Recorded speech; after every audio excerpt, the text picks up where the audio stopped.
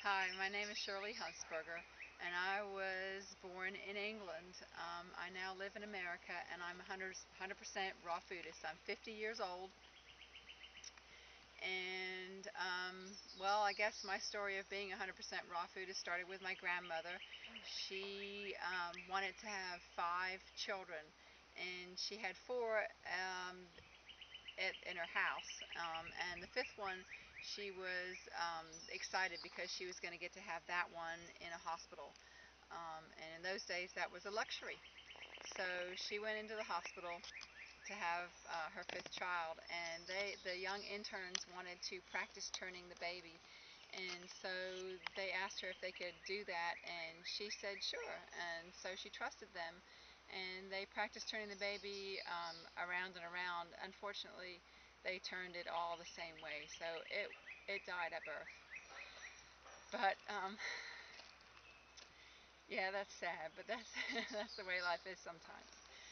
Then my mother came in to the picture. My mother was gonna give birth to me, and she was getting very, very bad morning sickness. So she went into the hospital, and they offered her the drug thalidomide. Excuse me.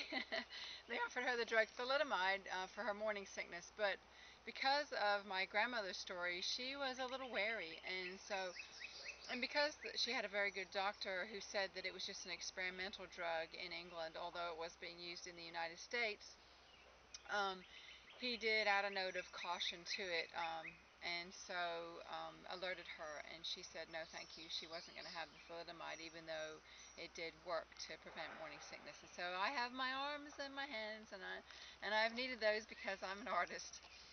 And so then I spent some of my summers working on a farm, visiting my grandmother who lived in the countryside, and I was on a pig farm one summer when the pig farmer said to me that he had to cook the pig's food.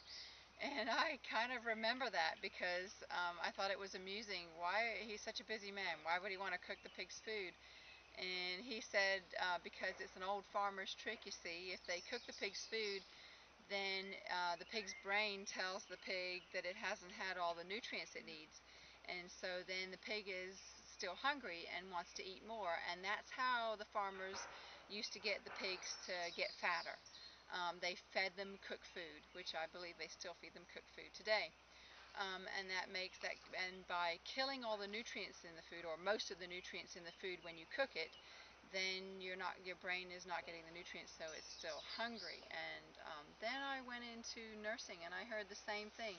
I heard that as a nurse that people needed to take vitamins, and because the food that we were eating didn't have all the nutrients that it needed. And so if we didn't take vitamins, then we would also be always hungry, and then naturally gain weight. But with me, I'm the kind of person, I have to hear things over and over and over again before they finally sink in and it finally starts to make sense to me. And so I have 3 daughters, and my youngest daughter was diagnosed at the age of 12 and a half with rheumatoid arthritis to her knees. And we took her to the pediatric rheumatoid arthritis specialist here at Duke in Raleigh, North Carolina, and they diagnosed her, and they gave her ibuprofen.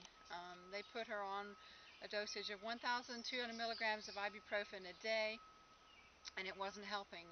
Over a period of 2 years, her arthritis got worse and worse, and she was no longer able to carry her book bag up and down the stairs at school. She'd come home with her knees in pain. And then the doctor said that the only thing left to do, because the ibuprofen was really hurting her stomach and hurting her eyesight, or there was a possibility or a danger of it hurting her eyesight, which is why we had to go take her to the optometrist on regular checkups, that he was going to try her on a course, or switch her to a course of hydrocortisone injections in her knees. Since I had been a nurse, I had nursed people who had rheumatoid arthritis, but I'd never heard of a young person getting rheumatoid arthritis. This was new to me, and he told me that babies are getting rheumatoid arthritis today. So That was kind of disturbing for me to hear, and I did know that, as time has been going on, that more and more people are getting sicker younger and younger. But I didn't really think it would affect me or my family. So I was desperate to not take her in to have the hydrocortisone shots, and I basically prayed for an answer, and I told my guardian angel that I would have my ears and my eyes open for any sign. If you would just please help me, just send me a sign and I will listen.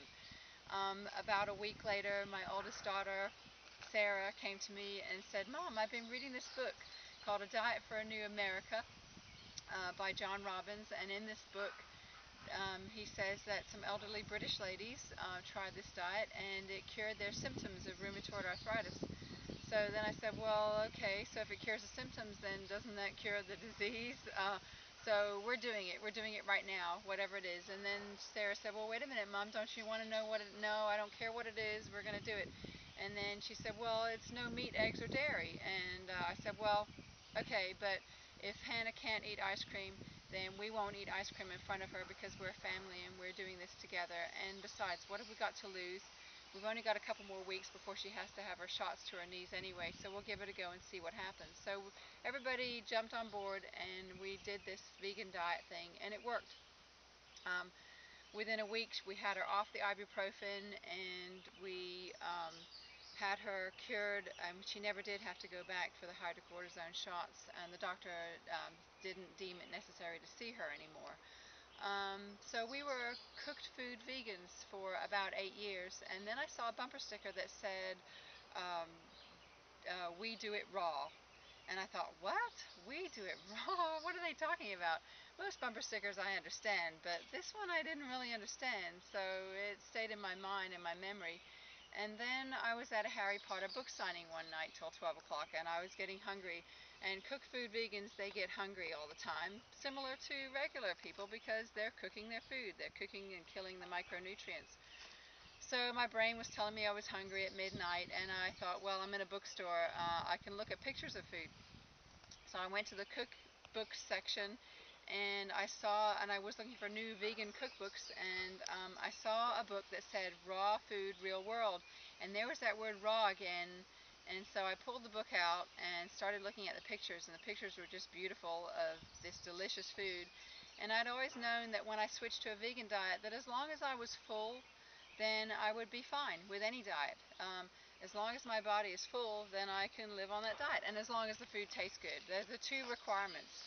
So if raw food looks like it tastes good, and it really does taste good, and it'll keep me full, then I think this might work. So I tried it, and yes, it has worked. I did some more research, an awful lot more research since then. But basically, that's my story, and that's how I came to be raw. I've been very healthy. I've lost 15 pounds in the first month and a half. I lost a mole the size of my thumb, disappeared, and my cervical warts disappeared totally, all in the first month and a half, and I've had more energy, and so that's it. I'll have to make some more videos because I'm running out of time. Thank you.